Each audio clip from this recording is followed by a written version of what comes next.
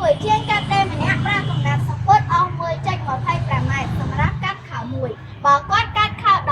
តើគាត់ត្រូវប្រើកំណាត់សំពត់អស់ប៉ុន្មានអញ្ចឹងជាងកាត់តែម្នាក់នឹងប្រើកំណាត់សំពត់អស់1.25 ម៉ែត្រសម្រាប់កាត់ខោមួយអញ្ចឹងយើងសេមកខោមួយជាងម្នាក់នឹងប្រើកំណាត់សំពត់អស់1.25 ម៉ែត្រហើយចោះខោប្រមាណនេះបើគាត់កាត់ខោ15តើគាត់ត្រូវប្រើកំណាត់សំពត់អស់ប៉ុន្មានអញ្ចឹងបើខោ15ណា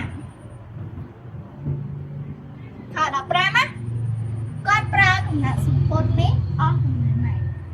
អញ្ចឹងយើងត្រូវធ្វើម៉េចត្រូវយក15គុណនឹង 1.25 ត្រឹមត្រូវយើងត្រូវយក15នេះគុណនឹង 1.25 យើងនឹងឃើញថាគាត់ត្រូវប្រើកំណាត់សំពត់អស់ប៉ុន្មានហើយអញ្ចឹងយើងយក 1.25 គុណនឹង15 5 ដង 25សេលេខ5ត្រាទុក2 7ដង 10 10បូក2 12សេលេខ2ត្រាទុក1 5ម្ដង 5 5បូក1 6 1 5ដង 5 1 2ដង 2 1ម្ដង 1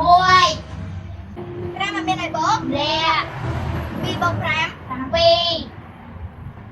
6បូក2 8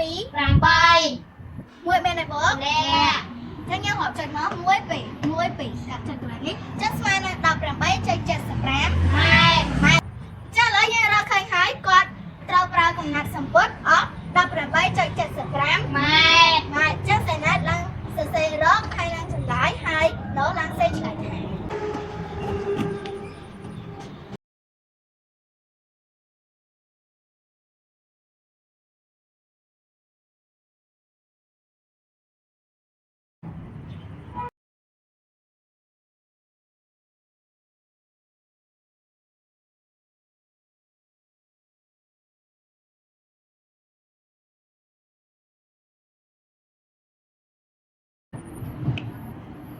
វិធីរបៀបឆ្លើយរកប្រវែងកំណាត់សំពត់ដែល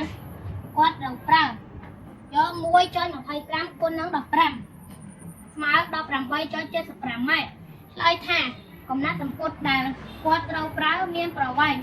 18.75 ម៉ែត្រ